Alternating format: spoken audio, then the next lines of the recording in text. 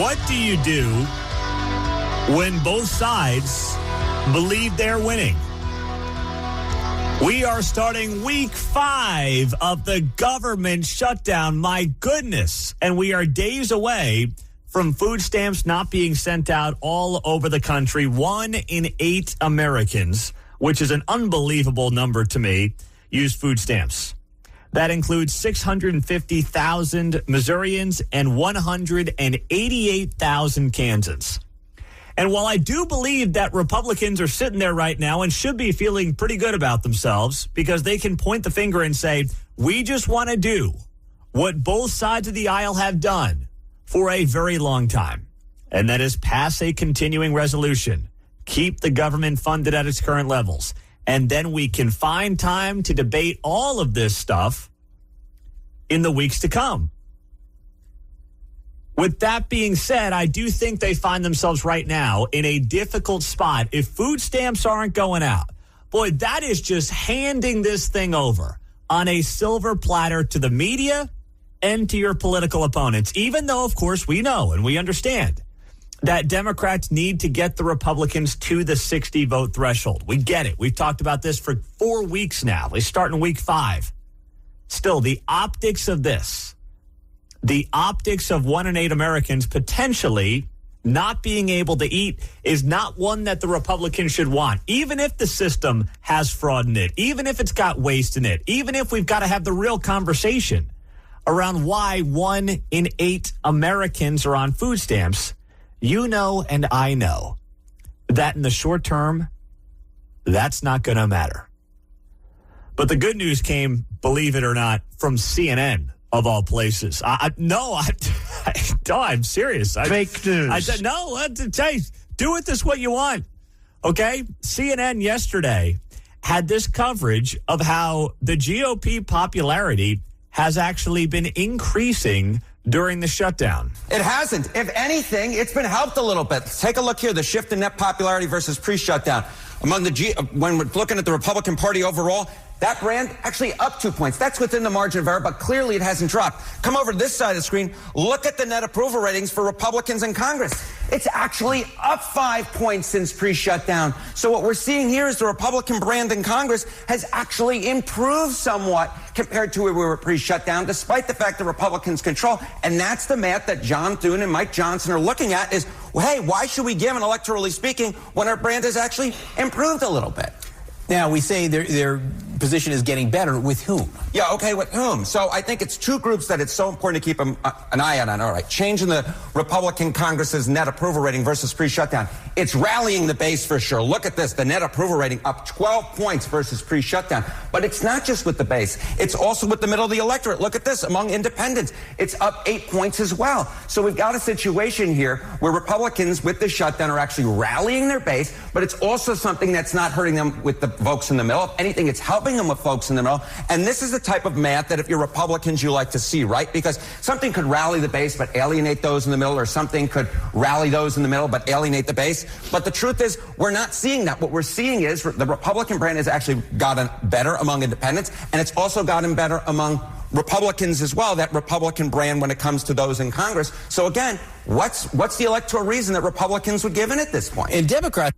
That is Harry Enton. I did not have him on 2x speed. Like sometimes you watch something on YouTube or listen to a podcast on 2x. I was not doing that. That's just how the guy talks. He is moving a mile a minute. And he's good. He's entertaining. I like him, actually. Does a nice job. But he's making the case right there for why Republicans have no reason to budge on this shutdown today. And I don't believe that they do either. That being said, this food stamp fiasco could backfire. If I was them, what I would do is I would take the USDA, figure out how to get the somewhere around $9 billion that you need, and I would use it to give people food stamps and then bring up the broader conversation on what are we doing with 40 million Americans on this program. Do we need a safety net? Are we a generous nation? Absolutely we are. Should we have a program like food stamps? You bet.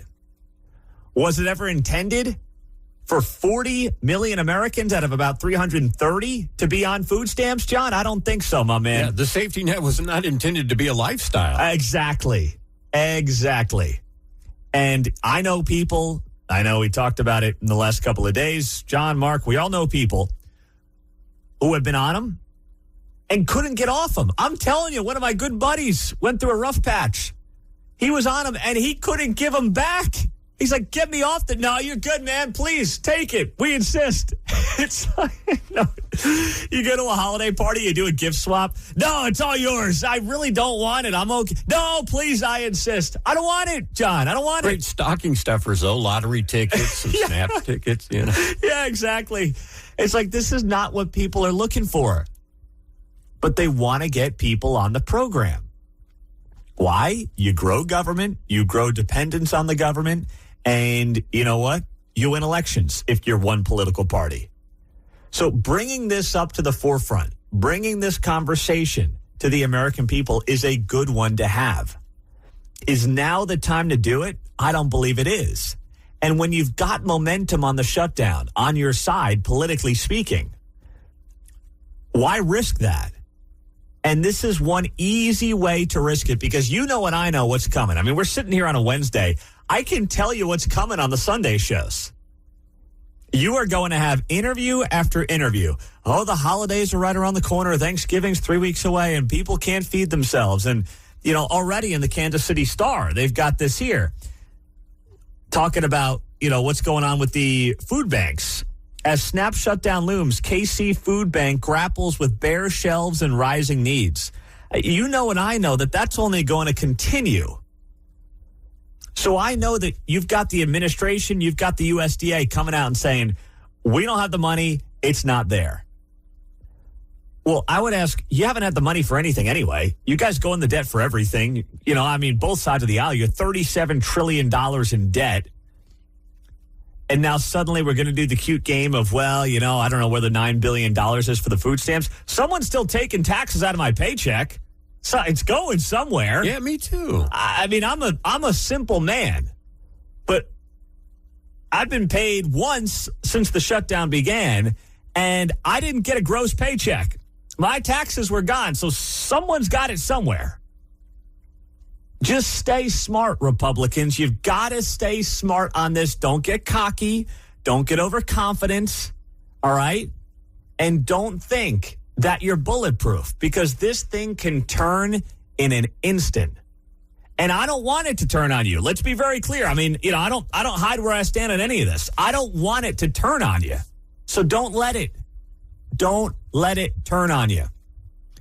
913-408-7957, the text line and the studio line on KCMO 95.7 FM. We are always streaming on that KCMO Talk Radio app. It is great to be here as we kick it off on a Wednesday, rainy, windy Wednesday morning. Be safe out there as you're getting up and getting out to the office because it has been raining now for the better part of 24 hours. Kate and the girls hang these little ghost things on our front porch, and they were all blown off this morning. And I didn't have time to go get them, so someone's got to do it when they wake up. If you're listening back at the house, someone's got to pick up the ghosts outside, okay? Dad couldn't do it. He was running a little late. Haven't had time to train Woody, I suspect. No. Trying to get that guy out to hit the head last night was a job in and of itself.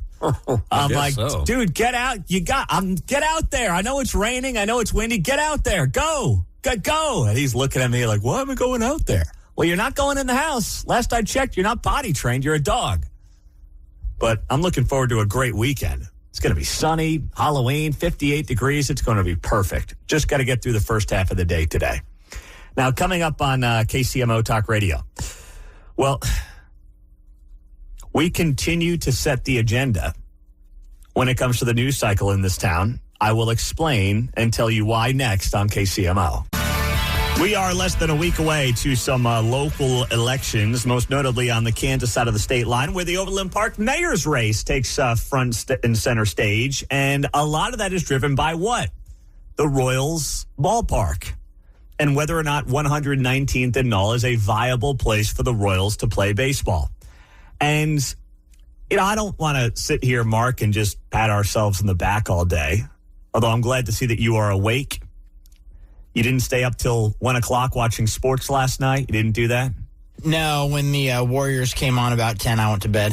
Good. You caught up on some sleep after watching 15 innings of baseball in Game 3 of the World Series. Yeah. All right, good. You caught up on that sleep. I'm glad. But for us, I saw this on Channel 9 yesterday, KMBC.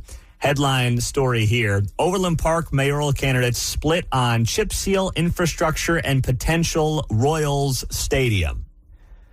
That was the headline from Channel 9 as they ran a piece yesterday. The possibility of a new Royals ballpark in Overland Park is one of the key issues in the race for mayor. Where did that start this week?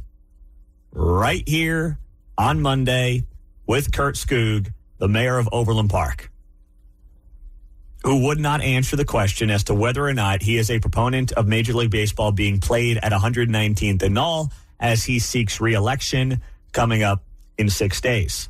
His opponent, former Councilman Faris Farasati, came on the show yesterday, and he said, no, and not on my watch to a baseball stadium in Overland Park.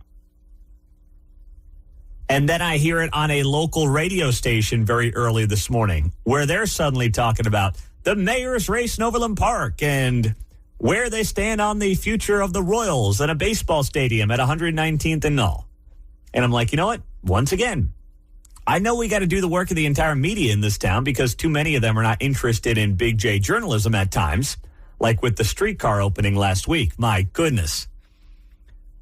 I was embarrassed for some of these people when it came to the propaganda coming out of local media. I mean, not a bad thing, not a questionable thing could have been said and was said last weekend when the streetcar extension opened up, John. But I guess that's why we're here, and I guess that's why we're doing pretty darn well around here. Maybe we could convince them that Chip Seal's actually a person.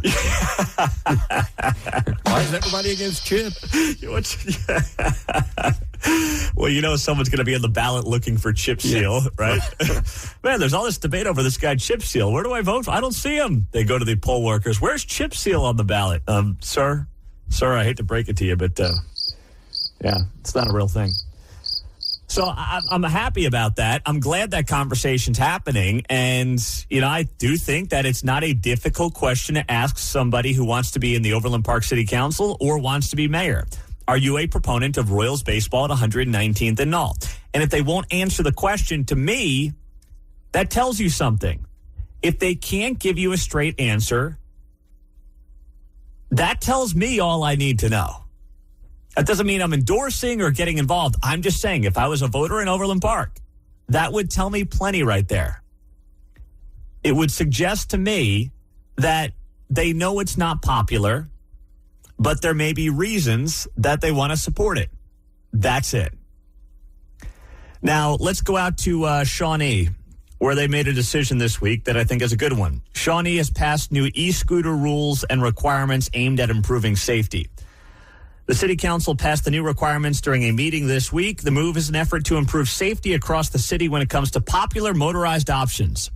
The new rule requires anyone age 18 and under to wear a helmet while riding a motorized skateboard, scooter, or unicycle. Are there motorized unicycles I'm not aware of? Yeah. They are not popular here. You've seen them? Yeah, in Paris. Oh, okay. I've seen guys riding them in Paris. I'm like, you're nuts. Yeah, well. On the cobblestone and brick stuff even. That's crazy. Yeah. I didn't know that there were motorized ones that people were riding, though. I haven't seen those here in Kansas City. I don't like my chances on one of those things, I'll tell you what. Me neither, man. The city council also updated where people can legally ride those motorized options, and it's not on the street. The change makes it illegal, writes KCTV5, for anyone to ride a motorized skateboard, scooter, or unicycle on any street, road, or highway in the city. Riders will still be allowed to cross those roadways. Riders are also required to yield all vehicles and pedestrians, even if they try to cross a street in a marked crosswalk. So where can they ride them then? The change makes it illegal for anyone to ride a motorized skateboard, scooter, or unicycle on any street, road, or highway in the city. I didn't hear sidewalk, but that would seem odd. Yeah, I don't think they should be on sidewalks either. So can they be in neighborhoods or not? Because now I got to reach out to somebody on the Shawnee City Council because now I'm just getting confused by this. I mean, the less of these things, the better. This is not a razor scooter. This is not a skateboard. These are motorized options that are going 15 upwards of 20 miles an hour. And we know what happened in Leawood 2 weeks ago, where this poor kid was riding the e-scooter, 10 years old, and he got hit and he died in the last few days. So I don't believe these things were safe, and I certainly don't think, our kids should be on them.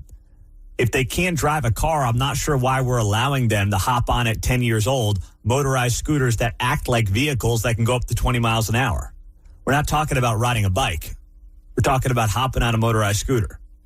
So I don't know why we're allowing that to begin with, but I get it. If you're not going to have an answer when it comes to, state law or state rules, then cities are going to do what they're going to do, right? 913-408-7957 on the text line. Pete, when it comes to your local coverage, Channel 9 is too busy making up hypothetical stories on if the hurricane ended up in the Midwest and over Kansas City. I agree. I don't get the Hurricane Melissa coverage 2,000 miles away. I don't understand. It will have zero impact on our lives. And I went to some of the local TV stations this morning, and they're leading the way. This is their headline at Channel 9 today. Kansas City Jamaican restaurant owner fears for family as Hurricane Melissa hits Jamaica. I know you're trying to find a local angle to the hurricane, but my goodness, that is such a stretch. Nobody cares. And I mean that with all due respect to the restaurant owner. No one cares. That is such an irrelevant, meaningless story. And you want to talk about grasping at straws? Now, if I could get our buddy Kelly Urich, who used to work down the hall at 94.9 KCMO, he's in Jamaica right now. And I texted him on 2 numbers I had. He never responded. If I could get him on the show to entertain us for a couple of minutes as he's sitting there in an EF or Category 5 hurricane, I would do that for a couple of minutes on the show. But man, that is such a great text. I can't believe how much I've seen local media cover a hurricane in Jamaica as we sit here in Kansas City. We are not Miami. We are not Wilmington. All right. We are not Roanoke, Virginia. We are not an East Coast city that will have even a minimal impact from this hurricane. But I guess some people can't help themselves. I don't know. I really don't get it. Do you remember a couple of years back when a dude won Missouri Homecoming Queen? Well, he just talked to people.com, and we'll tell you what he had to say next. Do you remember this fall of 2021? A dude named Zachary Wilmore won Homecoming Queen in Missouri. Yeah, that's right. Rockbridge High School is where he won and became Homecoming Queen in a viral video. I remember we talked about it on the air. We had the video. And the reason I'm bringing this up all these years later is because he has done an exclusive interview that dropped yesterday with People Magazine. I know that all of you read it start to finish. It was a big part of your Tuesday night reading when you got home from work last night.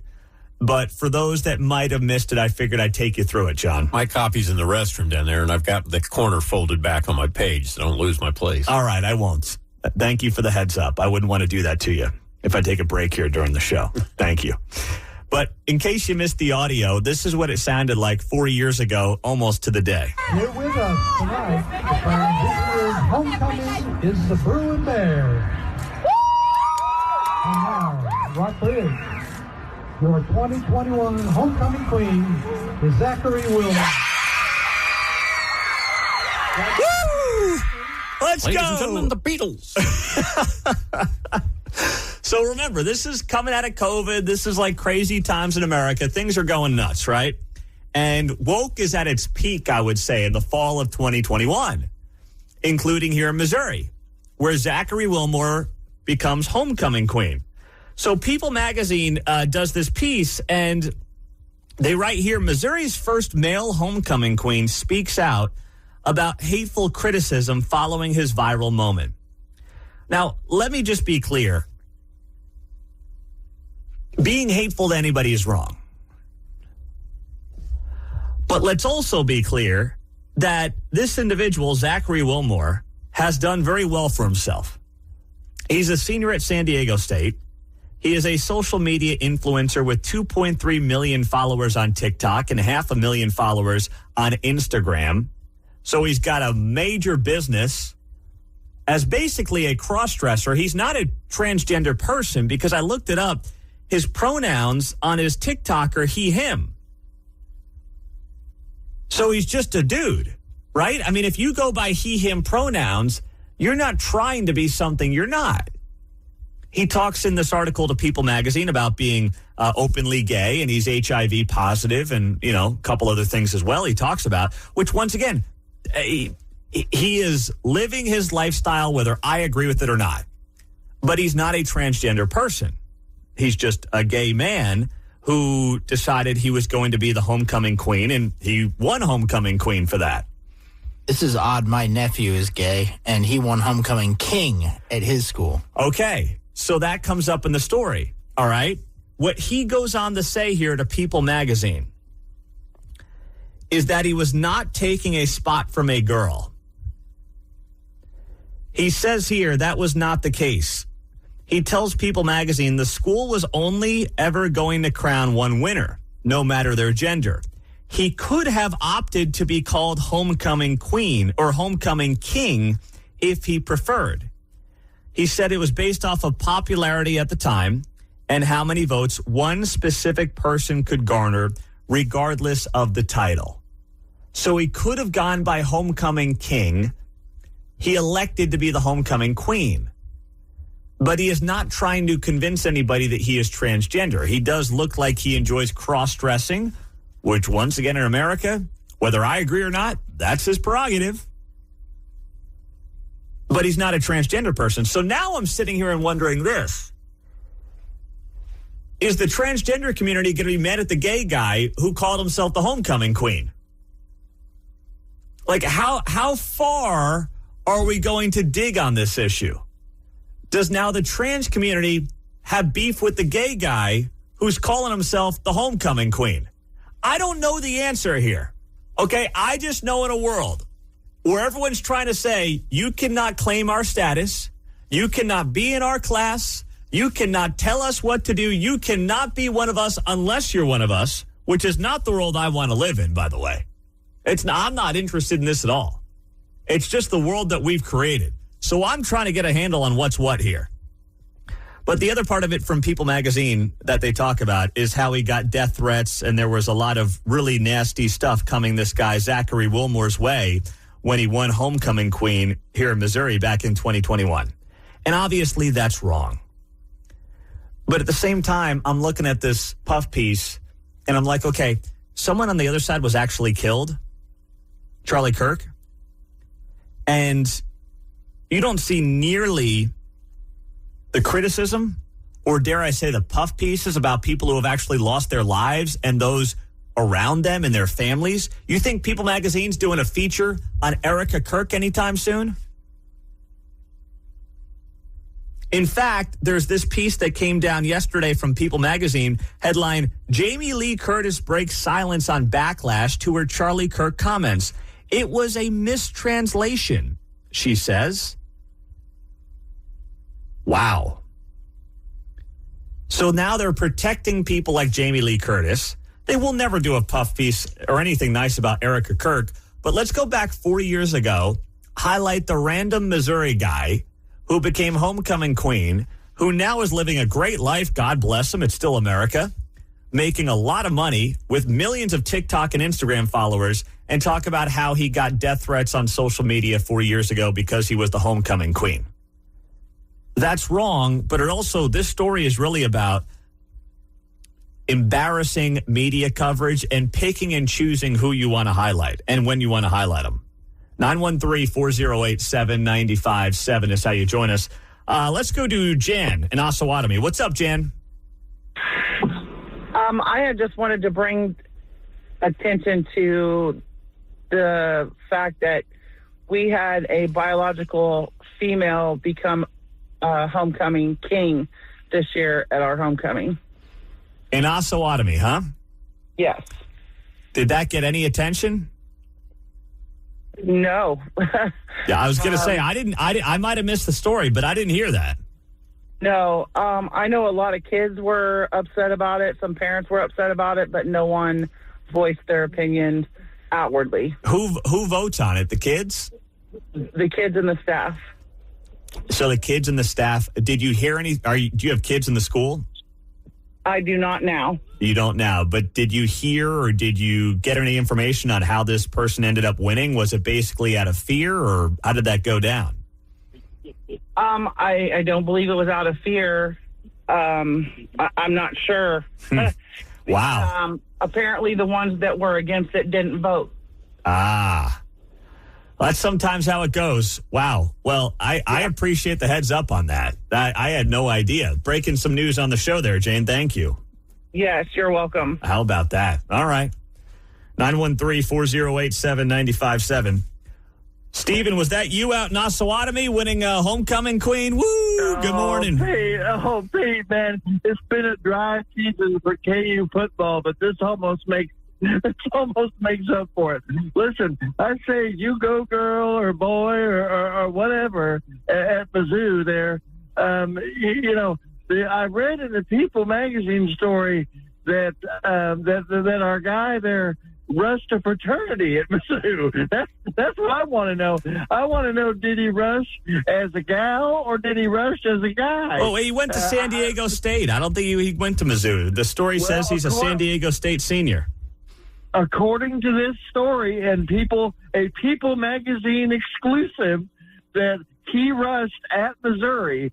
Now, I don't know if he got through or not, but I mean, I would say, man, fly your flag, do you.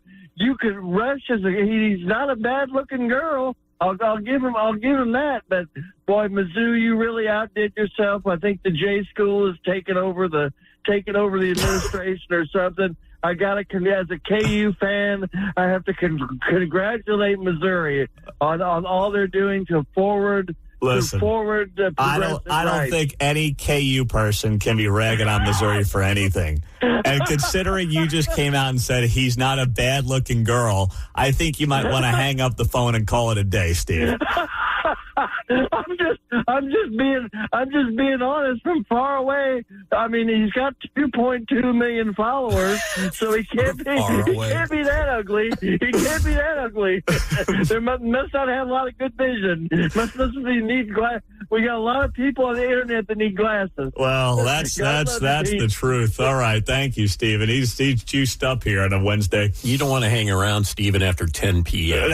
I don't think so. Far away. I think he just got home from the bars, as far as I can tell. Everything's looking good to Steve right now. He had a bad-looking girl, he says there. All right, Steve, thanks so much. Great insight, my man. I do appreciate that. Woo! She's a real beauty. Got some news for you here on the Royals' potential decision that you have not heard anywhere else yet in Kansas City media. 7:34 on a rainy, windy Wednesday, and not baseball weather outside, I'll tell you that right now. But you look at this story, this tip that I got from somebody who lives in the area of the 119th and Null proposed site for the Royals, which, of course, is one of what appears to be two finalists at this point, North Kansas City being the other, and then, of course, in Overland Park at 119th and Null. And I thought this was interesting that on November 10th, so coming up here in a couple of weeks, the City of Overland Park Planning Commission meeting was supposed to have a vote on their agenda for a change in zoning for the Hesperia campus property. Well, it turns out that the applicant, whoever that is, and we don't know who that is, has withdrawn their request. Now, once again, I don't know who the applicant is, but I am looking at a note from Overland Park City Government saying that the request has been withdrawn by the applicant. And while it's not yet showing up on the agenda for November 10th, it will when that agenda comes out. So could that be related to the Royals? Absolutely. It could have a Royals tie to it. It could be a group tied to the Royals saying, you know what? This is not going to be the location. This is not the place we want to build. Maybe North Kansas City is more in the lead than we originally thought. Although I told you 3.5 weeks ago now that according to my sources, North Kansas City was becoming the front runner in this race. Not that, things can't change. I mean, if we know anything about this story with the Royals and the Chiefs, a lot can change very quickly. That is the one guarantee with this story. So I'm not going to get ahead of myself. I'm not going to jump to conclusions. I won't be dotting I's and crossing T's, as some have done in Kansas City media, down the radio dial, and look like a buffoon when I suggest something's about to happen that is not about to happen. Because who would do such a thing? No, who would do such a thing? Oh! Thank you, Mark. Gosh, your howl is sounding good this morning. Like old Basset Hound Bob. It really is. Nice job there, Mark. You got your sleep last night because you weren't up till 1 a.m. watching an 18-inning baseball game. That's right. You got to sleep at a normal time. Even went to bed before the Kraken game ended. Wow. Look at you, man. Look at you. Nice job. Well done. Showed up on fire today. Mark his face was in the board by the time he got to Keatsman's show. I felt bad for Kevin. Mark was barely hanging on yesterday. You should have seen this guy, man. He had multiple energy drinks going. I didn't ask you to howl yesterday because I knew your voice would have been shot. But I could have done it. I could have pulled it out. You could have pulled it out for the audience? That's great. That's Such a nice man. What do you got, John? Mark was looking like the kid, that worked at nights in high school, and he would fall asleep in second hour, but there'd be this red mark on his forehead when he would wake up. What? That's why I didn't put too much pressure on Mark yesterday. I didn't have him dumping too many audio clips in or having to bleep out callers or things like that because I didn't want to put him in a tough spot. He was dragging butt in here yesterday, trying to hit his 7-way parlay with an 18-inning baseball game. My goodness. But this is potentially good news. And I found this story from the Kansas City Star from September 10th of last month. A development proposed for an empty corner of Overland Park's former spring campus, which is also one of the sites the Royals are eyeing for a new stadium, has been delayed for a third time, pushing back when it could be up for public consideration. The 200-acre campus, now called Asperia, is a contender for a potential Royals ballpark after the team confirmed that an affiliate purchased the mortgage of the campus in the spring, giving the team some financial leverage over the site. According to city planning documents, Asperia's current owners are proposing a mixed-use regional activity district on 51 acres at the northwest corner of 119th and Knoll. The site is surrounded by commercial, residential, and light industrial areas, according to the applicant's submission. So looking at the submission on the Overland Park City website, this is the exact same location. The northwest corner of 119th and Knoll. So now, according to the city of Overland Park, that request has been withdrawn by the applicant. Is it a guarantee it's tied to the Royals? Absolutely not. Is it possible it's tied to the Royals? It definitely is. So as we try to read between the lines, and that's all we can do. To be clear, I know there's going to be some people involved with the teams who are going to be upset by this and be like, well, there's a lot of speculation going on there. Fine, then give me something. I mean, I'll give these guys an hour. I'll give them 4 hours in the morning. I mean, listen, and they're good guys. They're really good guys. I like John Sherman a lot. I mean, he's a nice guy. He has not tried to screw Kansas City from the standpoint of being like, well, if you don't approve this, we're going to Nashville. He hasn't done that like other owners in other leagues have done. He really has not gone down that road.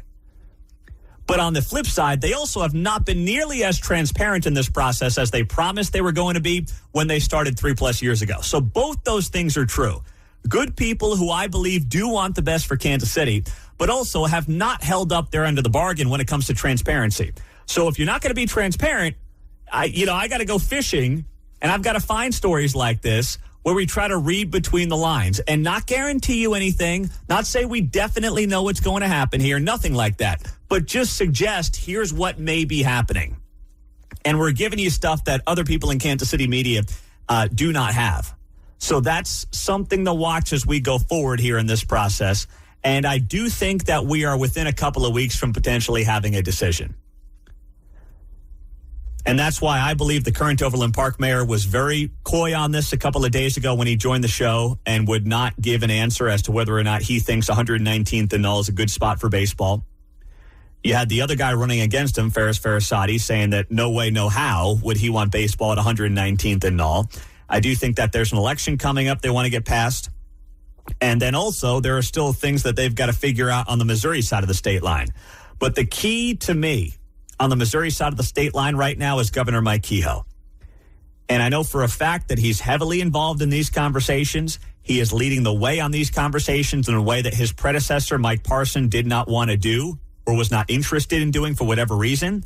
And that is a total about face from what is happening right now. And that's because Kehoe does not want to be the guy who loses either the Chiefs or the Royals. Definitely not the Chiefs. But I don't think he wants to lose either of these two teams. And I believe there is a push from the state side to get the Royals up north and then keep the Chiefs where they're at. And if I had to put a bet on it right now, that would be how I see this thing landing. Yeah, kick those feet up.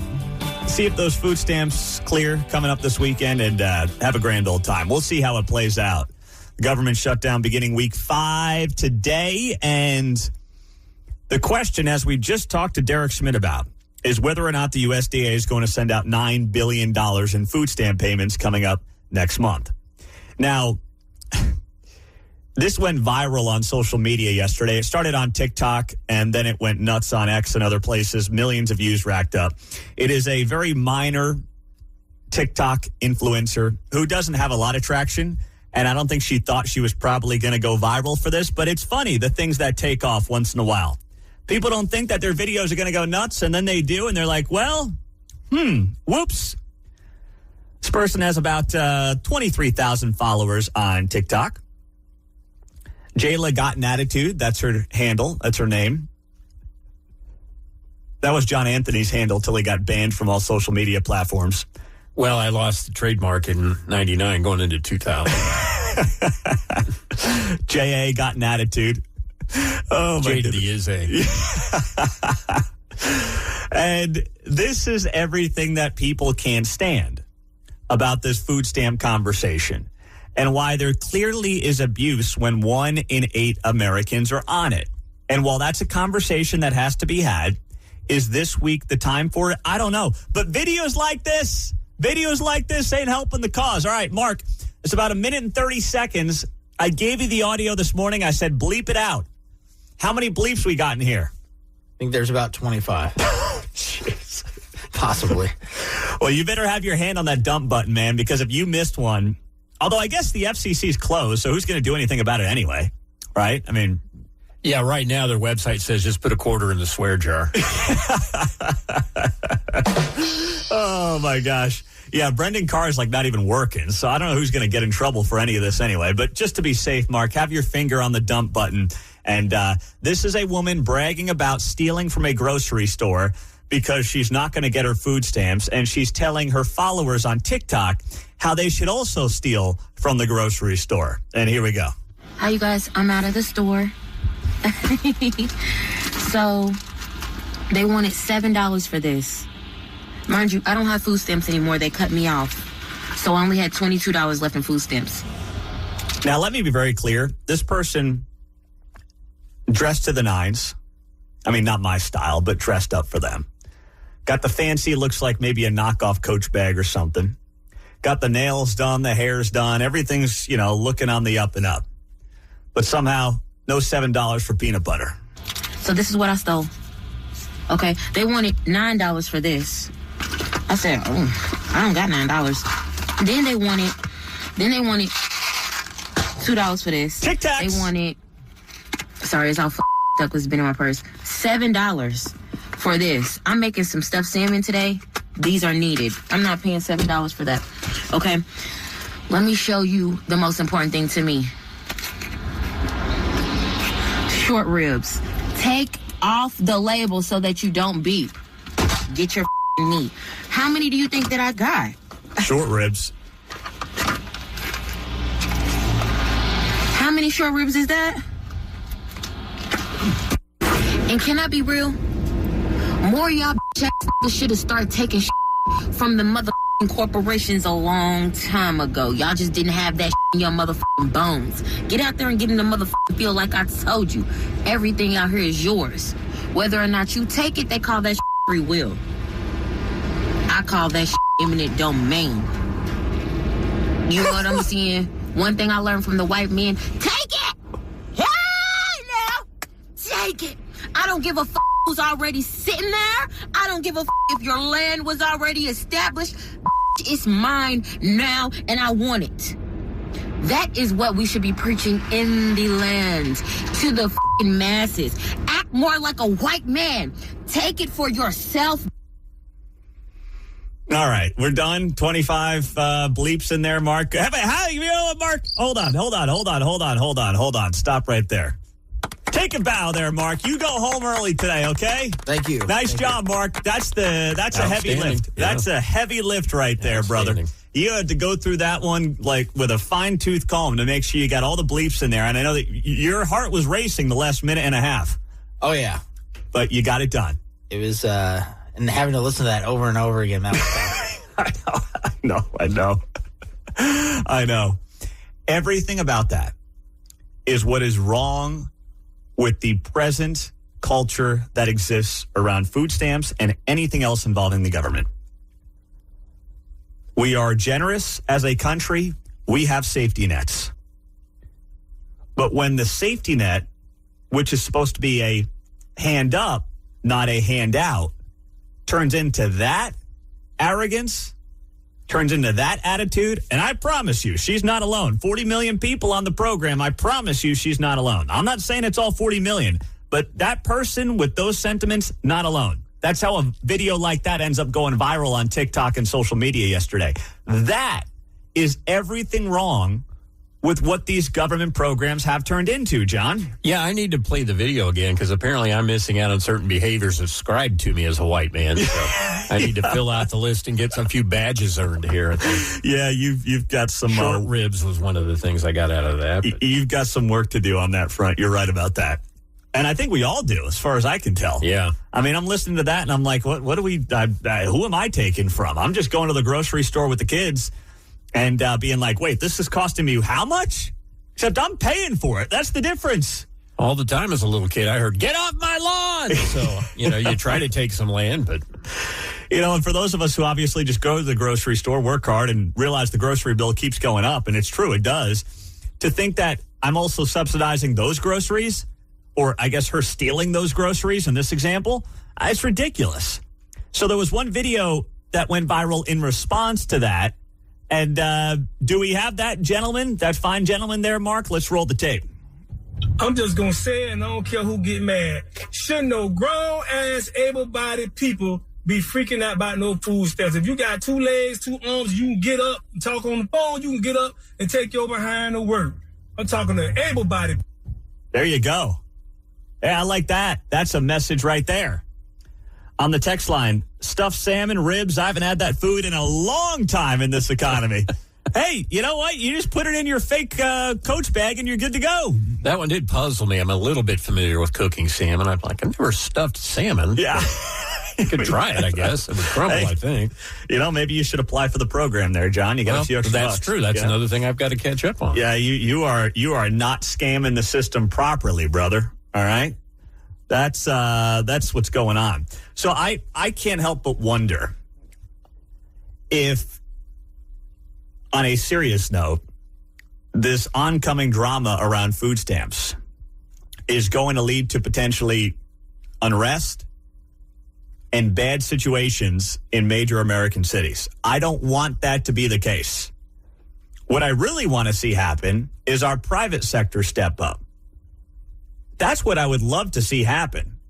Whether it's Harvesters here in Kansas City or many of the other food banks, whether it's in this town or around the country, step up. But I know they're struggling as well because donations are not where they were. Because guess what? The private sector and people in general are feeling a pinch still after the last few years. That's just the way of the world right now. So I don't know what the answer is going to be. I just know that when videos like that are going viral, you're not going to grow the sympathy for people who are insisting, well, we got to help people eat. We do. And that's not the bulk of the user. It's not. But there's enough folks out there like that where people are sitting there and saying to themselves, you know what? I'm done with this. Break it all down, blow it all up, figuratively speaking, of course, and just start from scratch. This system is broken. And if now is the time to break it, if this is the excuse to break it, then you know what? Let it be. And then let the chips fall where they may. 913-408-7957 is how you join us on KCMO Talk Radio 95.7 FM. We are streaming, as always, on the KCMO Talk Radio app. Coming up, transportation around this city and the metro in general ahead of one of the biggest events of the year. Apparently, the money is not there, and they're begging for it. You know where I'm going with this, and we'll dive into it next on KCMO. So we got a World Cup coming up in, 9-10 months, and apparently there's not enough money to get people around town. Genius. Absolutely genius, I tell you. You can't make this stuff up.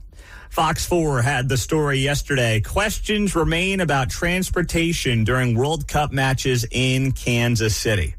Malik Jackson on the story. Here we go. This is what it sounded like, courtesy of Fox 4. Outside of the actual events itself, I would concur that transportation is the most vital component to a successful World Cup. And the largest operator of transportation during this period of time is going to be the KCATA. Well, just with our standard operation, true. We operate more service each day than the other providers do. That's correct. So you need your money. We need the money. But we are far from having a transportation plan that is ready to go. Working for you, we asked KC 2026. They say they hope to release theirs by the end of the year. FanFest will really be a hub for our transit and then tying into existing local transit. Again, we want to make sure we're distributing that economic impact across the region. So not only making sure that people from suburbs can get to FanFest, but that we're sending people who are staying in the city center out to other parts of the metro via our transportation system. KC 2026 will have their own buses and drivers that will work on match days. A large number of people will transfer between the streetcar and KCATA buses. KCATA, the largest operator, will be in charge of east and west routes, while the streetcar runs north to south. The buses will help with crush loading, so people aren't just stuck out in large crowds waiting for rides. But the source of the $8 to $11 million the ATA needs to run the most successful operation during that 6 weeks has not been identified, and they are imploring federal, state, and local officials to get on it before it's too late. All right. That from Fox 4's Malik Jackson from downtown. First off, when you talk about transportation in Kansas City for the World Cup, and you say the streetcar is going to handle north-south, and then KCATA is going to handle east-west. No, the streetcar is going to handle north-south on literally one road in the entire metro. 3.5 miles. Yes, of that's what, 250 square? Yeah, 320 in 320, there you go. Yeah, that's a joke. Please do not talk about the streetcar as being mass transit for the World Cup. I know, and I'm not knocking on Malik at all. I'm saying that if the people in charge of the World Cup really think that your streetcar is your mass transit for the World Cup, you're kidding yourself. That's like a sick joke. And then to say, well, the KCATA needs $8 to $11 million to run expanded routes and meet the massive demand expected during the tournament and run the way they want to, and they're imploring federal, state, and local officials for money. This would have been a great thing to think about before you decided to have the World Cup. This is like, insisting, hey, I'm going to renovate my kitchen because it's going to bring value to my home and it's going to be good for my house and we're going to enjoy it. And then you start the construction and you're like, wait, I need $50,000 to do this? Wait, what? Really? It's like, we all knew that this was going to cost money. We all knew that there was going to be transportation issues that needed to be solved. And now we're sitting here 9 months out and the KCATA is begging for bucks. And where do you think it's coming from? From you. If it's local dollars, if it's state dollars, or if it's federal dollars, I know technically they could just print the money. But I hope the feds aren't looking to bail out Kansas City and the KCATA for this thing. And make the people that advocated for this, that lobbied for it, that said it was going to be the greatest thing to ever come to Kansas City, make them put their money where their mouth is. I mean, raise it privately if you got to. And I know that there are a lot of good, civic-minded people in Kansas City who have already donated significant money to the World Cup coming to Kansas City. And you know what? Good on them. But if it was that important to some of these folks, and it was, to some of the biggest players in Kansas City to get the World Cup here, then you know what? You knew transportation was going to be part of the bill. Foot it. For the average Kansas Cityan, it's going to be mostly, I believe, not a noticeable event. If you are in certain parts of town, okay, you might notice it more than other parts of town. If you're downtown, it may be more obvious. If obviously you're out by the stadiums, it may be more obvious. But for most people, I guarantee you, you could go your day-to-day life in Kansas City during the entire month next summer of the World Cup, and you would not notice a single difference. And you will also not see any major economic benefit despite the projections that are out there already. They're going to be these big rosy projections. And I'm not saying this because I don't want the World Cup here. I'm just saying this because it's always how it goes. It was the same way with the NFL draft.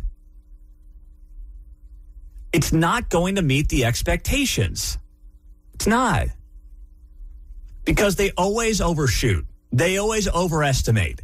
And then there's some reason why the numbers aren't quite as rosy as they project. And I believe and project that that's exactly what's going to happen here. And in the meantime, what is the cost going to be to the taxpayer? On things like policing, overtime for cops, having the cops out at the stadiums, the security, the counterterrorism that's going to be going on, the KCATA, transportation. They need $8 to $11 million. How much do they have already in the bank for this event next summer? All these questions that are not unreasonable questions to have, but have people, just trying to get by being like, really? KCATA is the stones right now to ask for this kind of money for the World Cup when people are just trying to, make their property tax payments, John? I got friends coming in town. I say, make sure you ride the bus. Right. Said no one ever. Well, exactly the point. I mean, the bus system's not even in shape to haul people yet. You're right about that. It's not at all. And, with the free buses also, I know they're bringing back the fares eventually. But you really think that, you're going to bring in these high-dollared folks from pick your country and you're going to pop them on the Kansas City bus system and that's going to go over well? Boy, they're going to be sitting ducks on some of these buses. I'll tell you that right now, too. Let's be honest. Man, I mean, they are just going to be prime for the picking. Oh, sitting next to Spicoli from Independence on his way down to the treatment, Yeah, I know. And what are you going to have? Some homeless guy in the back row sniffing you, smelling like, total dog poo? That's just a disaster waiting to happen. And if you really think, too, let's be honest on this as well, that the people who are coming to Kansas City from other parts of the world who are going to spend enormous amounts of money to get here, right? This is going to be, let's be honest, a high-dollar event for foreigners. They're going to spend a lot of money on hotels. They're going to spend a lot of money on airfare to get here. I know sometimes at these big events, like I was at the Ryder Cup last month, if you want to go to the event, you drive to a central location, park your car, and then you get bused to the game. That does happen at major sporting events. But that's not what's being pitched here by Fox 4 in the story. What they're saying is people got to get around town. They're going to ride the bus. You really think that some couple that's spending thousands and thousands, if not tens of thousands of dollars on their big World Cup summer trip to Kansas City is going to suddenly hop on a bus and not take an Uber for 10 or 20 bucks? You really think that that's how people are going to get around town? You're clueless. You're completely clueless. And you're not in touch with how this event is realistically going to go. There will be parts of town that do very well. There will be many parts of town that do not even notice it. Most that don't even notice it.